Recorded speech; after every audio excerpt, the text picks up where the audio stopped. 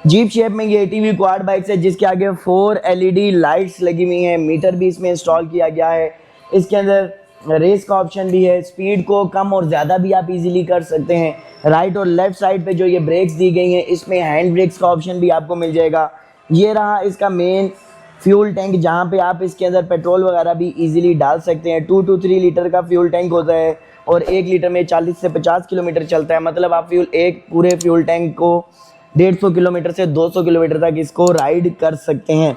इसके अलावा इसके आगे जो ये टायर्स लगे हुए हैं, इसके जो टायर्स हैं ये ऑफ रोडिंग पैटर्न पे भी यूज़ हो सकते हैं, ऑन रोड भी यूज़ हो सकते हैं।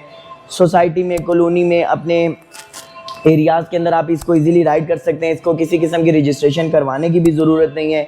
ये ऑफ रोड बाइक्स हैं, एटीवी क्वाड बाइक्स हैं। इनको अगर आप कच्चे वाली साइड पे चलाना चाहते हैं, ऑफ रोडिंग पर्पज में यूज़ करना चाहते हैं तो आप कर सकते हैं।